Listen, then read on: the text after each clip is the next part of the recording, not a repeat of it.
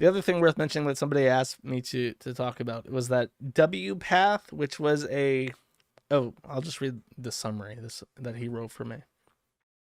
An investigation revealed that Fetish Community Eunuch Archive, which is a castration fetish community that has roots in the 90s, has a large collection of child pornography fiction. So, I guess like castrating little boys, child pornography fiction related to the eunuch community, that has been used as the basis for academic research and policy for transsexualism. The identity of 3 of the community's leaders were discovered to be retired PhDs.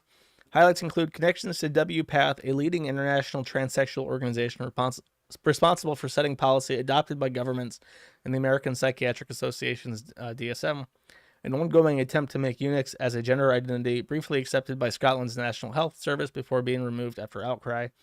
Roots in the 90s, Usenet fetish and body modification communities. Over 3,700 stories of fiction archived with the tag minor. One of the professors dressed in a nun outfit saying faggot. Another professor giving a radio interview where the presenter asked, "Can your dildo be as sensitive as the real thing?" And academic proof that the majority of those interested in castration see it as a fetish, and many more academic papers. I'd never even considered the possibility, by the way.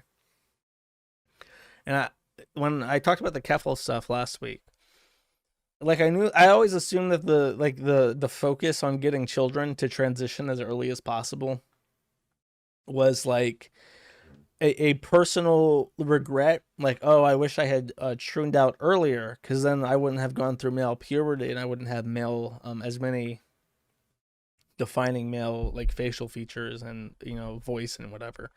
I never even considered until this that a lot of them might just have a fetish for castrating little boys. That has to be a thing. I'm sure that a lot of them get off just on that idea. Like, if I get this kid to troon out and cut their dick off at 12, that would be arousing to me. Like, it never even occurred to me that would be a possibility, but it's been around since the 90s, apparently, which is crazy. Boy Soprano. So just food for thought. I don't know. I've been on a... I find it increasingly difficult to even tolerate them as like a category. I'm not allowed to say that, I guess, but I don't care anymore. I guess the next thing is to talk about Keffels specifically. Keffels, since my stream about him, has filed a copyright dispute, and he claimed 1 minute and 32 seconds of footage from his stream, The Ropocalypse is Here, and I only showed that stream, The Ropocalypse is Here, basically just scanned. It was the part where I scanned through the video and said, look at how boring this guy is. His content sucks.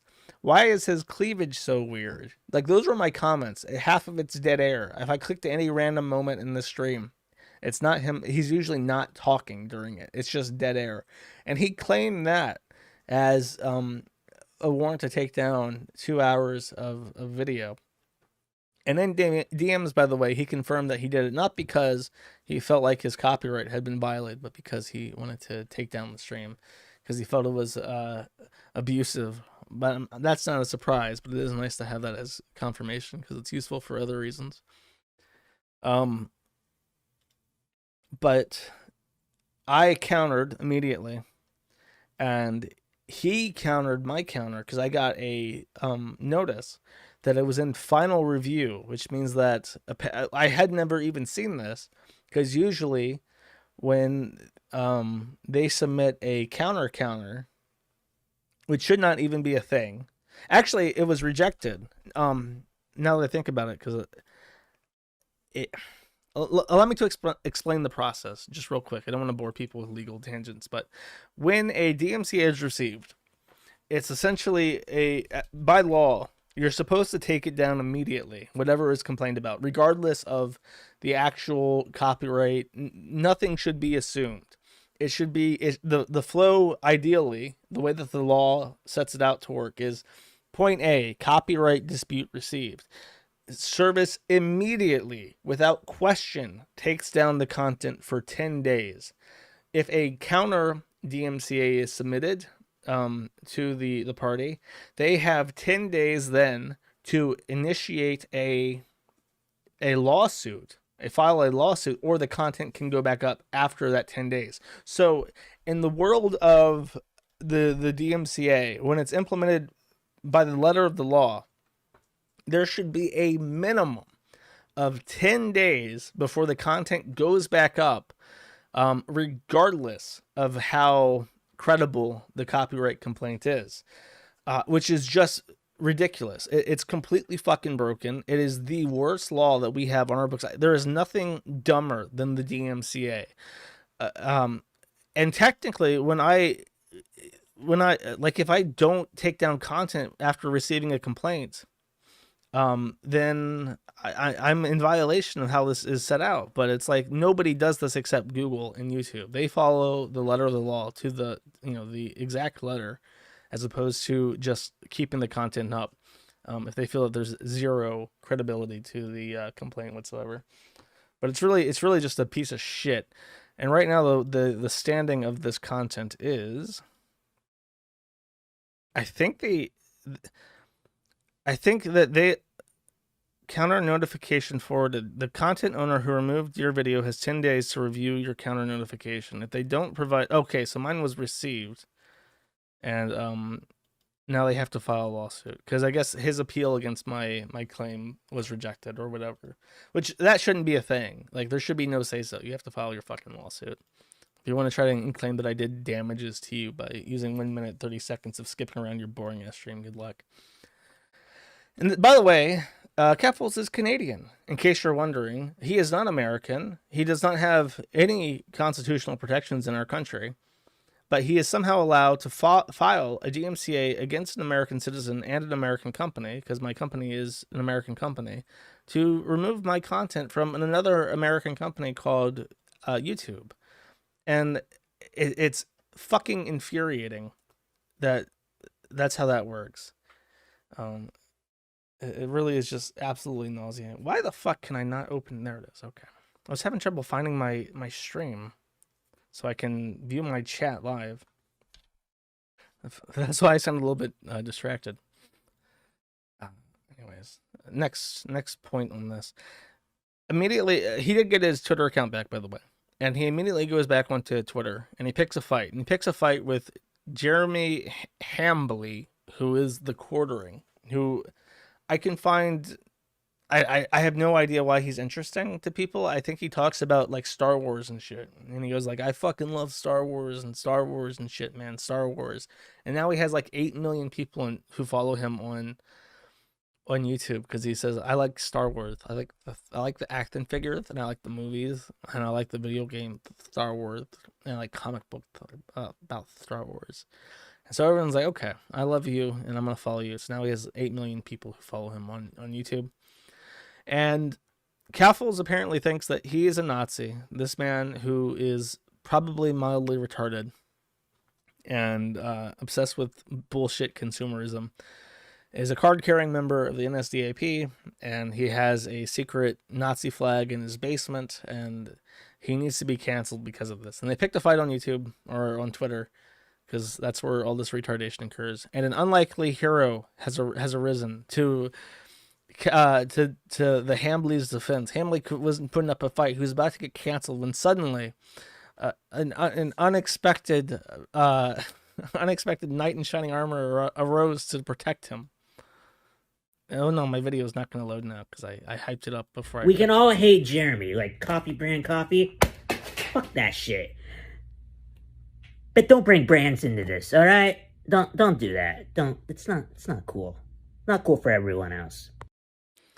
This is in response to what's his face, Keffels, trying to contact the sponsors of the Quartering and get him canceled from his contract deals, his brand deals, the coffee brand company.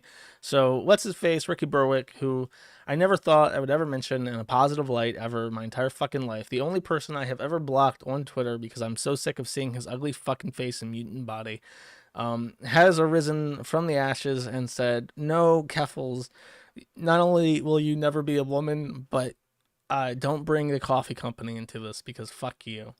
To which Keffels is now shocked. This person is a people of cripple. How is this happening to me that the POC have turned on me? But have no fear. Keffels found out that uh, Ricky Berwick has an NFT from Stone Toss.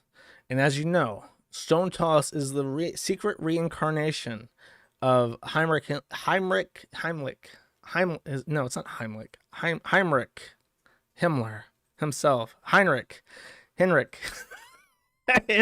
Whatever. The other HH. The guy who's like crazy and believes in the Tibetan monks. He is Stone Toss. He is the propagandist returned. And to have his NFT is to basically have a signed copy of Mein Kampf made out directly to you. So no big deal here. And so Keffels and Ricky Berwick have been slap fighting, which is perhaps the only kind of fighting that Ricky Berwick is capable of. And here we see right here, Keffels says, I was confused why Ricky Berwick was defending the quartering, misgendering me, and being transphobic with his huge platform, and then I found out he's friends with neo-Nazi cartoonist Stone Toss and was shilling Stone Toss NFTs. He was literally on video saying like, I can't believe that Ricky Berwick why would he defend Jeremy Hamley? But then someone in chat said he has a Stone Toss NFT, and you could hear it. Really? It's like, finally, the ammunition I need to character assassinate a crippled man who is genuinely disgusting to look at, a freak of nature, an abomination. I have the appropriate weapon to use against him. He has shilled a Stone Toss NFT. To which Ellen Degenerate replies to Ricky Berwick and says, you know you be in a camp in Jeremy and Flamenco's world before Keffels, right? To which Carrie on Cassette, I don't know how this person ties in, says, LOL. I don't know how the fuck Flamenco got involved in this at all. I don't know. That's... Okay, chat. Listen here. We're going to do a poll. Who would go to the trains first? Ricky Berwick and other manlets, or the troons, the Berlin. I'll say Berlin troons. We'll ask our community, and this is basically doing a straw poll at an NSDAP conference, right? According to their logic. So this is basically scientific proof to discover who would go to the trains first. Would it be the Berlin troons or would it be the manlets? Ricky Berwick and the manlets is in the minority here. Once again, they're under 10%. They've tipped over 11% with almost. This is very close. Is he going to stay at 10% or go below 10%? He would be on the second train. 700. Okay, it looks like Ricky's not going back under 10 at 700. I'll wait one more tick. I'm gonna see. Can we get over 900 or so votes? Okay, 800 votes. Ricky Berwick and other manlets at 12, and the Berlin Troons at 88%. I have gone back in time and I've done a straw poll at the NSDAP headquarters in Munich, and I said, hey, which of these would go on the train first? And they say the Berlin Troons first. 88 for 13, despite being 13% of the vote. They go on the train second. Okay, wonderful. I'm glad we've solved this authoritatively.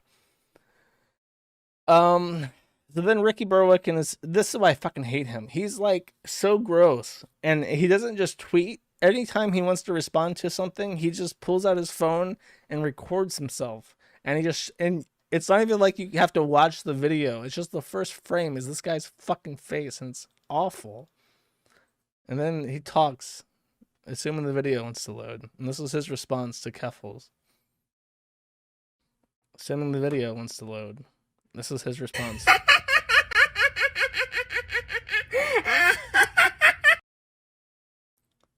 I can't believe I have to take his side, chat. I have to say that this person is in the right, and I like this person more. I am not happy about this.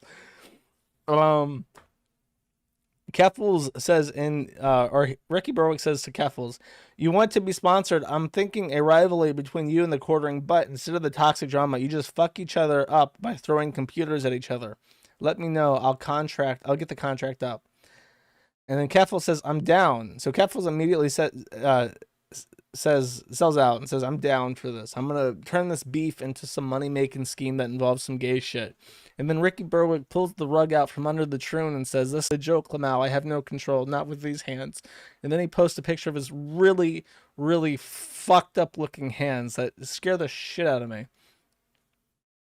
To which Keffels indignantly replies on Twitter and says, he leaked my DM, so I may as well do the same. Dude is friends with members of the alt-right and neo-Nazis and calls bigotry against the trans community drama.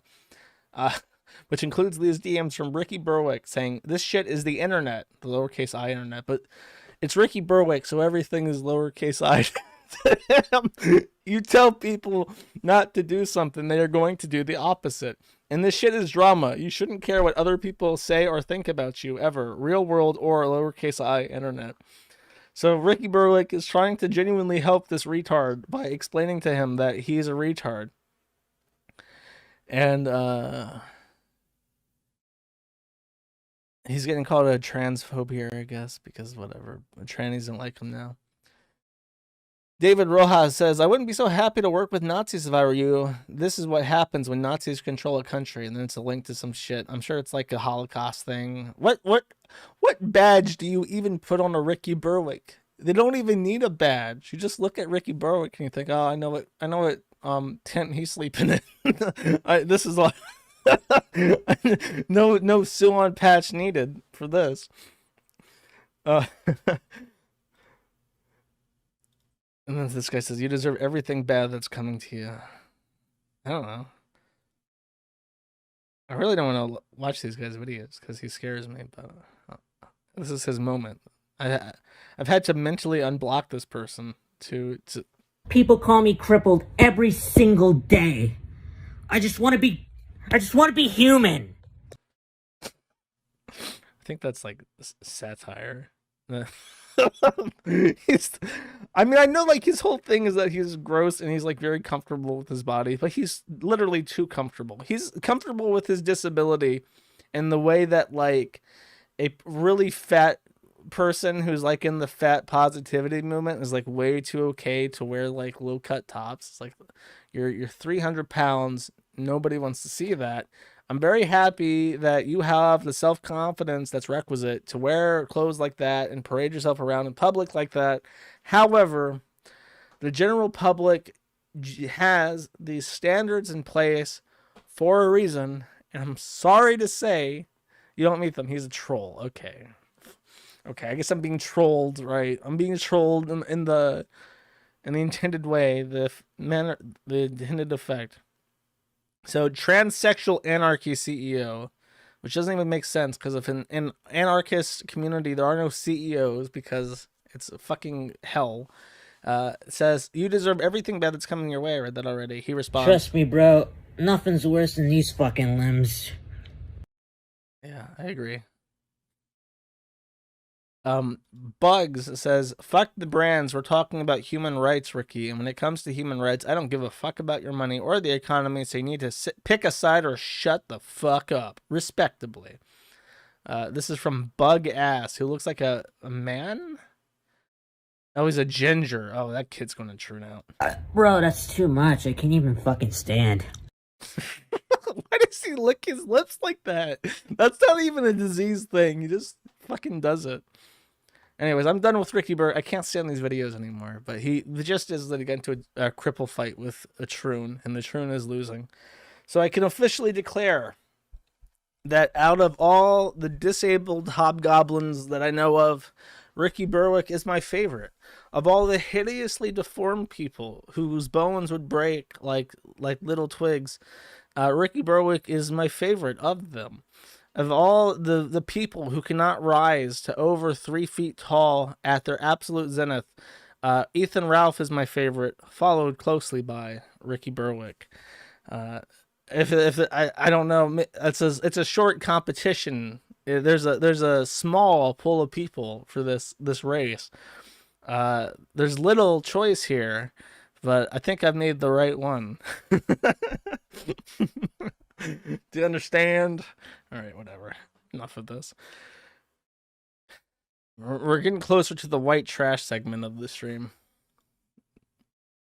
Because there's not much. There's not much, boys and girls. We're just having to grit through it.